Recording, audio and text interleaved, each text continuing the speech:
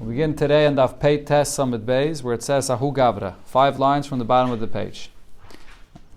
Okay, so the Gemara here is continuing from the halacha that it said in the Mishnah.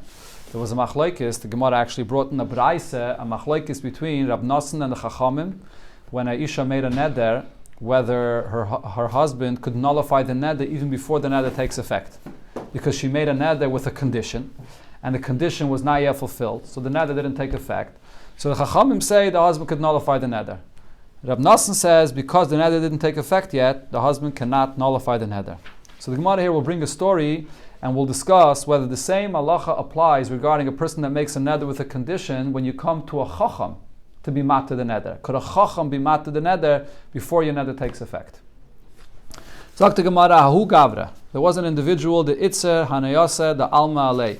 He made a neder not to have anah from any people of the world, but he had a condition to this, and that was Inosiv Itze Kiloit Tanina Hilchase. If I'm going to marry a woman before I learn Torah, before I learn the halachas of Torah, so then I ask everybody in the world. In other words, he wanted to motivate himself to learn before he gets married.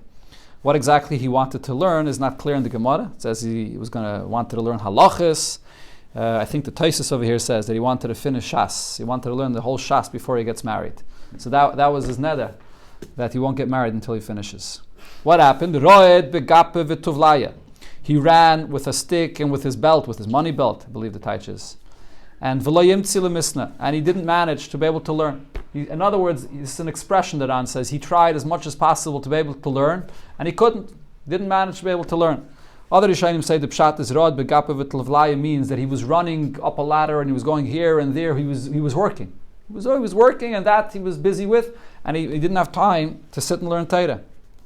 So now he couldn't get married, because if he gets married, so now the whole world is going to be asa to him. But the problem is, could he get a chacham to be mata this neder so that he can go get married? So if we're going to say like Rab Nosson that you can't be mata a neder before it takes effect, and that applies not only by a husband and wife, but that applies also by a chacham, that you go to be mata the neder, so you can't even be mata his neder, because it didn't take effect yet. Also, Rav Acha bar Avuna came, v'shapshei, and he misled him. He told him, don't worry, he just misled him, and v'insivitza, and he married him off, so he got married. Without fulfilling his condition, he got married, and now if he gets married, that triggers his neder into effect, so you can't have anah from anybody of the entire world. But now, so this okay, he can't have enough from anybody in the world. He can take care of himself, so he's stuck, but he's going to have to take care of himself. And then, v'shar ketina. Rav Acha bar Avuna went and smeared some cement or some clay on his garments, and now he needs a cleaner. He needs someone to clean it for him. And now he needs to have anah from people of the world. And now, v'asile kamed Rav Chisda, he brought him to Rav Chisda to be mater his neder. So the point that Rav Acha bar Avuna was accomplishing here is that now the neder took effect already, because he got married, and now he needs people, and he came to be matter the neder. So Amar Rava said about this, Man chakim lemevet ki ha milsa, who is as wise to do in this way for this person? Yilav, the Rav Acha bar Avuna, the Gavre Rabu, if not that it was Rav Acha bar Avuna, which is a great person, the Kasavar, that he holds, Ki heichi, the pligi, Rabbanan v'Rab Nosson ba'afara. Just like Rabbanan and Rab Nosson argued regarding the husband nullifying the neder of his wife, whether it could be nullified before the neder takes effect. Achanami pligi b'sheila. So too they argue regarding getting a heter or requesting a heter from a chacham. So therefore, Rav Acha bar Avuna wanted him to be machmer, like Rav Nosson's opinion, and that he can't get a heter until the neder takes effect. So therefore he misled him to get married, so the neder takes effect, and now he can get a heter for his neder. Okay, so the Gemara is going to bring a few opinions about this. Talk to Gemara of Rav Papi Amar. Rav Papi said, Machloikes ba'afara. There is an argument regarding the husband nullifying the neder, whether he could nullify it before it takes effect. The Rav Nosson Savar ein abal mefer. Elam ken chal neder. Rav Nosson says that the husband cannot nullify the neder unless the neder took effect, the chsiv, and he brought the following pasuk. Now this is a drasha, it's a remez here in this pasuk.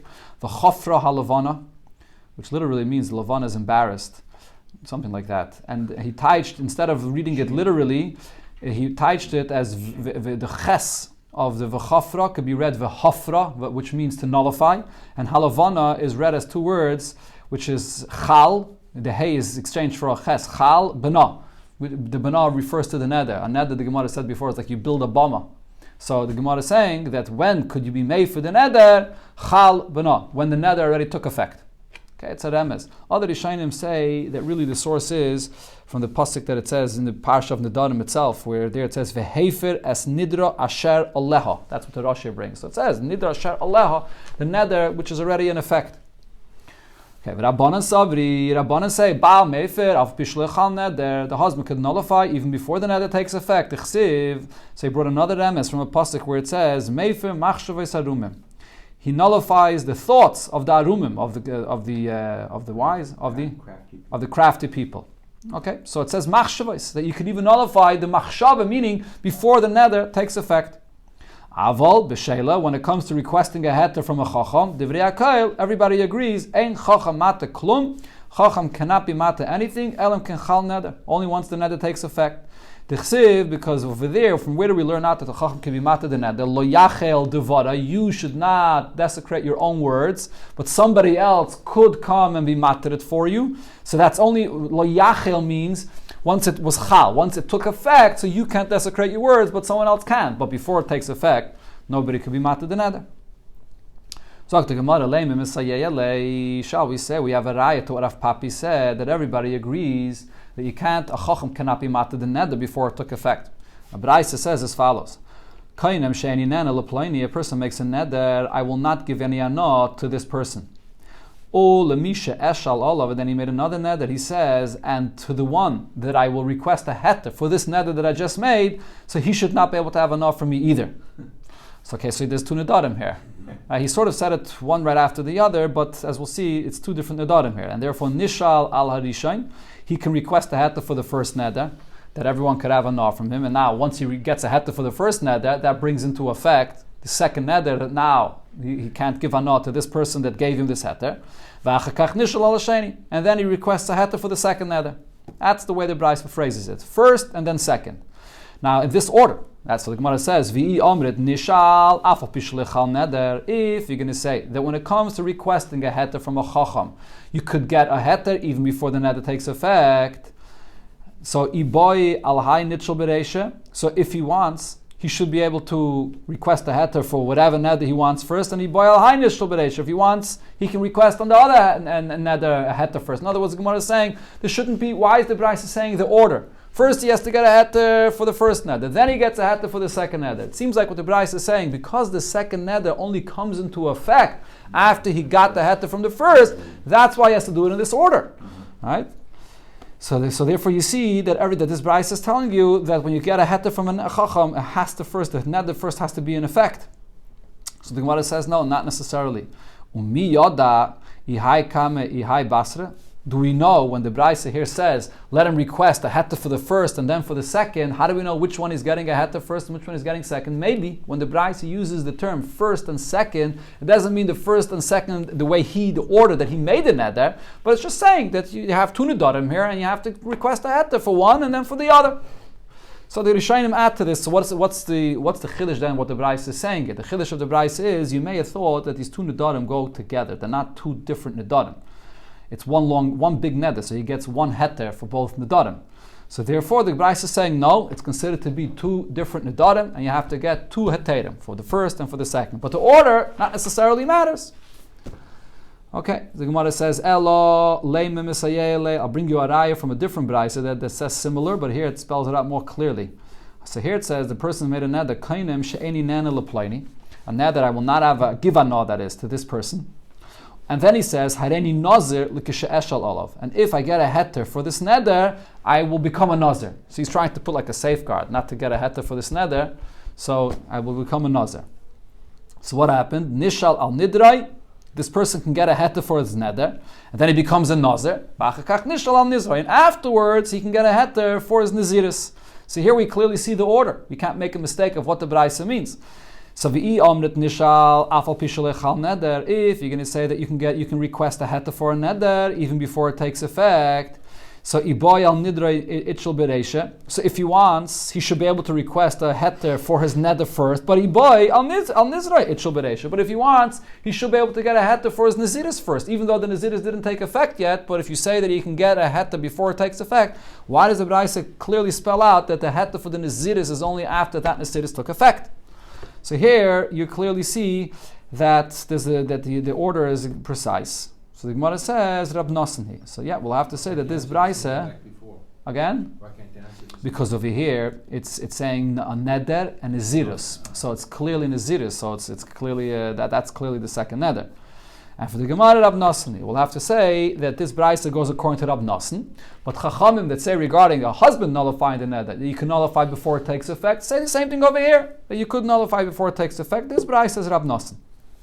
The Gemara brings now another opinion about this. Amar Avina Amali Mereimer told me, Hachi Amavuch Mishmei de Rav Papi. This is what your father said in the name of Rav Papi. Machloikes Ba'afara. The argument whether you can nullify the neder before it takes effect is a husband nullifying the neder of his wife. Aval b'she'ela. When you request a heter from a chacham, divrei hakoil, everybody agrees, meifer ba'afal pishul echal neder, that you could nullify the neder even though it did not take effect. Even Rab Nosson will agree to that. Everybody agrees he could be made for before. T'chsiv lo yachal devarai, and he learned it out actually from the same pasuk lo yachal devarai, but he emphasizes the word devarai. What does devarai mean? Remember, this comes to tell you to lehava b'maisa. Even before the neder takes effect, even if it's just words, and there was a condition and it didn't take effect yet, you can already nullify the neder. So the Gemara brings again the same two braises as a question on this opinion. Meisvei, the question was asked, so the Braisa says, Kainim sheni nana leploini, I make a neder that I will not give hana to that person. And then he says another neder, ulumishan nishal alav, and the one that will give me a heter. For this neder, he will not have enough for me either. So nishal ala rishon, you get a heter for the first neder, v'achach nishal ala sheni. And afterwards you get a heter for the second neder. So why does it have to be in this order? Amai, why do you say first and then second, Iboy al hay nitshel b'reisha, Iboy al hay nitshel b'reisha? He should be able to do the reverse as well. Get a heter for the neder that did not take effect yet first. Because you're saying now that everybody agrees, dvaroi, that even when it's still words, before the neder took effect, you could request a heter from the chacham. So why is the Braisa pointing out that first got a heter for the first and then for the second? So the Gemara gives the same answer. Mi ideya, or the Bachir says we're good. It's like the Gemara said before. Mi kayada, do we know hay rishon v'hay sheni? When the Braisa says first and second, we don't know what's the first and what's the second. It doesn't necessarily refer to the neder, the order that he made the neder, but it refers to whichever he chooses to nullify first and second. But now the Gemara brings the second Braisa, which will refute this opinion. Meisvei kainim sheni nana, a person makes a neder that I will not have anor from someone, and then he says v'hareni nazel eshel olav. If I get a heter for this neder, then I will become a nazir. So the Braisa clearly says the order: nishal al nidroi. First, there's a heter for the neder, v'achach nishal al nizroi, and then you get a heter for the fact that you became a nazir. Why is it in this order? Iboy al nidroi nitshal b'reisha, v'iboy al nizroi nitshal b'reisha. Shouldn't it be his choice if he wants he gets a heter for the neder first, or if he wants he gets a heter for the naziris first? If it's true what you said before, that everybody agrees that when you're getting a heter from a chacham, you can get a heter even before the neder takes effect. So to Yufte, this refutes this opinion. This Braisa clearly says that you can't get a heter for the naziros before that neder of the naziros takes effect. Okay, we learned the very last Mishnah of Masechta Nedarim. Be'ez Hashem Yisbarach. This is, we'll start over here today. Mitzvah tomorrow we're making the seam on the Masechta. Zakt Heilige Mishnah Bar Rishayna. In the beginning, Hayu Aimrim, the Chachamim said as follows. Shalosh Nashim, there are 3 different women that have a claim against their husband, or they say something, that Yaitzes v'neitlis ksubah. So they leave, they get divorced from their husband, even against the husband's will. But they will get a ksubah from him. The money for the ksubah, they will be able to collect this. So what are these 3 women? One is Hoimerest Meya Ani L'cha, a wife that says that I'm tameh. I can't have any relations with you, and the reason is because I had a relation with someone else while I was an Eishes Ish, and willingly, and therefore she becomes asr to go back to live with her husband. When she says this, she's believed to say this. And the Ran here brings, the reason is because there's a rule, we learned about this in Masech Ksubis, that's called Shavia Anafsha Chaticha D'Yisura. If she says that this is what it is, that I had a relation with someone else, even though there's no Eidim for this, but she places upon herself a Isser, and therefore she now can't have any relations with her husband. So that will force her husband to divorce her. Or if she says, Shamayim Beini Lebeinoch, heaven will testify between me and you. As we'll see in the Gemara, this refers to this, that she's saying that heaven will testify that I know for a fact that my husband I can't have any children with my husband. Okay, so therefore she wants a divorce, or to be able to have children. Okay, the Gemara will discuss how she knows this, but if this is her argument, if this is her claim, so then her husband has to divorce her and give her a ksuba. The third case is V'nutula ani mina Yehudim. If she makes a neder that she can't have marital relations with any Yid, including with her husband, so then her husband has to divorce her. That was originally what Chachamim said. The husband divorces her and gives her a ksuba. Chazru loymar, but then Chachamim changed this psak and they came back and said, Shloi tehei isha nisenes einea ba'acher, that a woman should not know that she can say any of these things and force her husband to divorce her and even get her ksuba. So if she puts her eyes on another man that she wants to marry, and she'll say these things just to ruin her marriage with her husband and then go get married to someone else. So therefore what Chachamim said now is as follows. If she says that she's tameit and that she had a relation with someone else and she can't live with her husband anymore, we're not going to trust her. She's going to have to bring a raya to what she's saying. Hashamayim beini lebeinecha, if she says heaven testifies between me and my husband that he can't have any children, so yasu derech bakosha. The bezdin will advise the husband, that is, they'll advise the husband to appease her, to serve her, to appease her that she shouldn't want to get divorced. If she makes a neder not to get married to anybody, so what does he do, the husband? So yaful lechelka, he could nullify the part of the neder that affects him, his relationship with his wife, because this is a neder beinoi lebeinah, so he could nullify that. V'tehei misham shasa, she could live with him. V'tehei netulah min hayudim, and she can't live with anybody else. Okay, so there's one point here in the Mishnah that the Ran is ma'irach about, the first case here, that it says that she says I had a relation with someone else. So originally Chachamim said, so she's asked to live with her husband, so he's forced to divorce her. Then the Mishnah says that we tell her, bring a raya to what you said. So the Ran asks, how could the Chachamim change this psak din? If there's a din of Shavia Nafsha Chaticha D'Yisura, and that she is trusted for herself, that she has to accept this issa upon herself, because this is what she says, that she had a relation with someone else, how could Chachamim change that halacha? Where did this issa go to? So the Ran gives two answers. One answer, the Ran says that this is based on a concept that we learned before, which is that Chachamim, whenever a woman gets married, the whole marriage is adaita de rabbanan. You marry, you say kedas Moshe v'Yisrael, meaning the whole marriage is only if Chachamim agreed to the marriage. And since in this case Chachamim don't want her to get divorced with this kind of an argument, or with claiming that she had a relation with someone else, so the Chachamim, the whole marriage is not considered to be a marriage at that time that she had a relation with someone else. So she didn't have a relation with someone else when she's an Eishes Ish. Unbelievable. So we're using this point of kol the mekadesh adaita the rabbanon mekadesh. Anytime a woman is married, the marriage is only effective if Chachamim agree. If Chachamim have a certain reason they don't want the marriage to be in effect, it's not an effect. So when she says I had a relation with someone else, and Chachamim don't want that argument to break this marriage, so we consider that time period that she said that she had a relation with someone else, that she wasn't married then. Okay? Now another pshat Ran says that the emes is that a woman is not believed to aser herself. Me'ikar adin. We don't apply here the idea of shavia nafshe chaticha d'Yisura for whatever reason. Really, she's not believed. The reason why a woman is believed to say that she had a relation with someone else is because Chachamim know for a woman to come up and say such an embarrassing thing, that I cheated on my husband, I had a relation with someone else, there must be truth to it. Otherwise she wouldn't be saying such a kind of a thing. That's why Chachamim said that she is believed and she won't be able to live with her husband, and the husband's forced to divorce her. In later generations, though, Chachamim saw that the women were not, they had the chutzpah to say this and they didn't care to share this information, and therefore even if it's not true, they're going to say such a thing just to go and get married to someone else. So therefore Chachamim said, she's not believed. We're not accepting what she's saying, and therefore she's going to have to prove what she said. The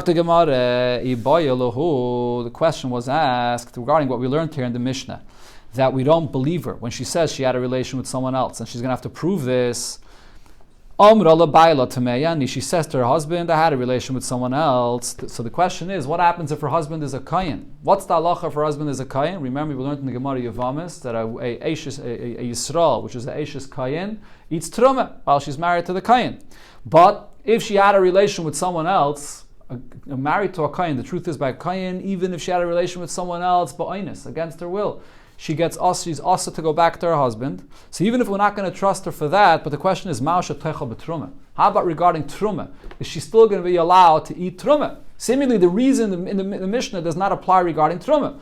The Chachamim said we shouldn't believe her because they don't want it to be mekalkal and then go get married to someone else. But regarding truma, maybe we do believe her and she can't eat truma anymore.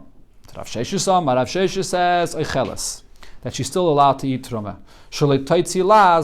Because if she's not going to be allowed to eat truma, so then this will be maitzi alaz on the children. People are going to say, look, the fact that she's not eating truma shows that it's not a good marriage, and therefore the children are going to be pasal l'kohona. Okay, because these children were born from this wife, which was already an anusa to someone else. So therefore we have to allow her. If we're not trusting her, she's continuing to live with her husband, we have to allow her to eat truma as well. Rav Amar Rava says, Einoi cheles. She's not going to be allowed to eat truma. Efsher the achla chulin, because she could have enough chulin to eat, which means we're not concerned that there'll be a laz on the children, because even if she's not eating truma, people will say she's not staying away from truma because she's not allowed to eat truma. She's staying away from truma because she has enough chulin to eat. So therefore, there's no concern about a laz. Omar Rava said, Rav Sheshes will agree to my opinion. She'im nis armala. If her husband, the kayin, passed away, so now she's an almana. What's the halacha of an almana? An almana that was married to a kayin, if she has children that are kayinim from this marriage, so she can eat truma for that reason as well. But over here, though, after the husband passed away, and when the husband was alive, she claimed that she had a relation with someone else. So now everybody will agree she'eino yecheles, that she will not be allowed to eat the truma. Why? Because what did Rav Sheshes say? That while the husband is alive, we still allow her to eat truma. So in order that there shouldn't be a psul, a bad name for the children, that these children are born from a marriage where she had a relation with someone else, but nis'armal and nisgarsha, if now she's already an almana or a grusha, amri, so they'll say hashtadit. So what they'll say is that she didn't have a relation with someone else before, when the husband was alive. She had a relation with someone else afterwards, or after the Gedushin. And therefore, they're not going to say that the issue of her not eating truma is gaidim a psul for the children. So therefore, she's allowed to eat the truma, she's not allowed to eat the truma after the husband passes away. Okay, so in other words, what you see over here in the Gemara is that this Eishes Kayin that is mezana with someone else, has a relation with someone else, it's even after she becomes an almana. Okay, and that will passel her from eating the truma minat Torah as well. Okay.